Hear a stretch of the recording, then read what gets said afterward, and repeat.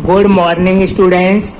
आज हम साइंस में 15 चैप्टर गोलीय पृष्ठों पर प्रकाश का परावर्तन में किरण आरेखों का उपयोग करके गोलीय दर्पणों द्वारा बने प्रतिबिंबों का निरूपण पढ़ेंगे।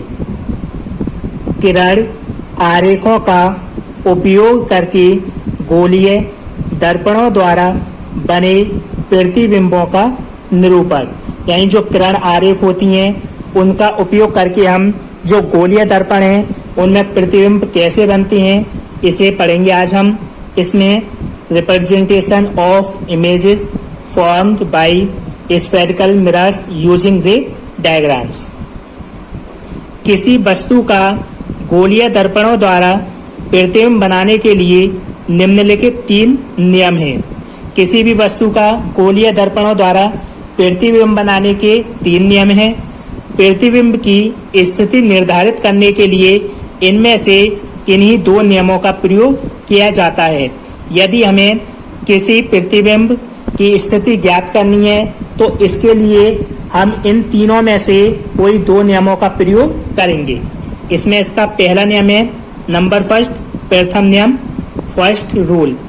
दर्पण की मुख्य अक्ष के समांतर चलने वाली प्रकाश की किरण दर्पण से परावर्तन के पश्चात मुख्य फोकस F से होकर जाती है अवतल दर्पण में, या मुख्य फोकस से आती हुई प्रतीत होती है उत्तल दर्पण में।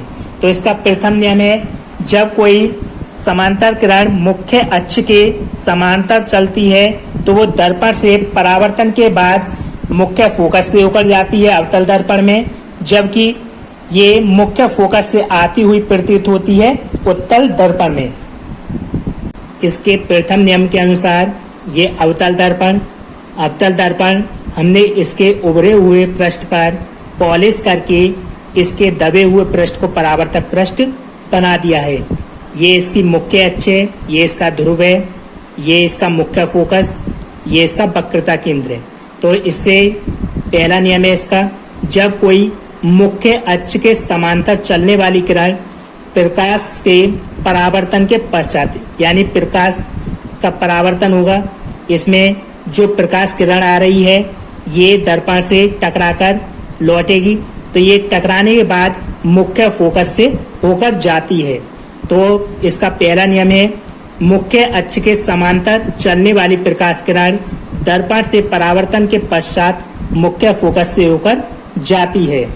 इसी प्रकार हम उत्तल दर्पण में देख सकते हैं, इसके हमने दबे हुए पृष्ठ पर पॉलिश कर दी है और इसके उभरे हुए पृष्ठ को हमने परावर्तक पृष्ठ बना दिया है। ये इसका ध्रुव है, ये इसका मुख्य फोकस, ये इसका वक्रता केंद्र। जब इसमें मुख्य अक्ष के समांतर चलने वाली प्रकाश किरण दर्पण से परावर्तन के पश्चात वापस लौटती है तो ऐसा प्रतीत होता है कि ये मुख्य फोकस से आ रही है।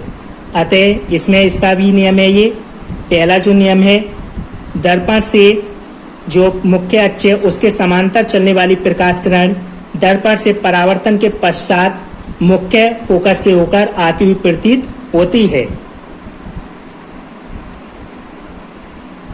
इसका सेकंड नियम, द्वितीय नियम, सेकंड रूल। दर्पण की मुख्य फोकस से होकर जाने वाली अवतल दर्पण में या मुख्य फोकस की ओर आने वाली उत्तल दर्पण में प्रकाश की किरण दर्पण से परावर्तित होकर मुख्य अक्ष के समांतर हो जाती है। जो दर्पण की मुख्य फोकस से होकर आने वाली प्रकाश किरण है वो अवतल दर्पण में, और जो मुख्य फोकस की ओर आ जाने वाली प्रकाश किरण है उत्तल दर्पण में, वो दर्पण से परावर्तित होकर मुख्य अक्ष के समांतर हो जाती है। जैसा कि हम इसमें देख सकते हैं, अवतल दर्पण के लिए अवतल दर्पण है ये इसका ध्रुव P है, ये इसका मुख्य फोकस F, ये इसका वक्रता केंद्र C। तो मुख्य फोकस पर आने वाली प्रकाश किरण दर्पण से परावर्तन के पश्चात मुख्य अक्ष के समांतर हो जाती है, जबकि उत्तल दर्पण में मुख्य फोकस की तरफ आने वाली प्रकाश किरण इसमें दर्पण से परावर्तन के पश्चात मुख्य अक्ष के समांतर हो जाती है। इसका तीसरा नियम है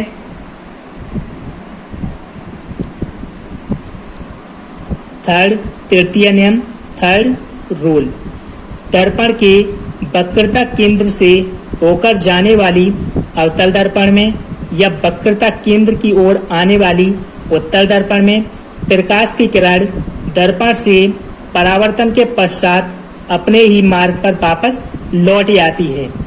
इसका तृतीय नियम ये है कि जो दर्पण है उसमें वक्रता केंद्र की ओर आने वाली किरण या जाने वाली प्रकाश किरण दर्पण से परावर्तन के पश्चात उसी मार्ग पर वापस लौट आती है। जैसा कि हम चित्र में देख सकते हैं, ये अवतल दर्पण के लिए अवतल दर्पण, ये इसका ध्रुव, ये इसका वक्रता केंद्र।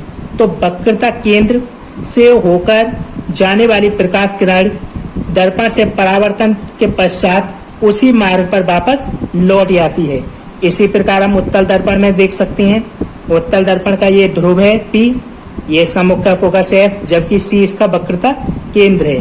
तो इसमें वक्रता केंद्र की ओर आने वाली प्रकाश किरण दर्पण से परावर्तन के पश्चात उसी मार्ग पर वापस लौट आती है।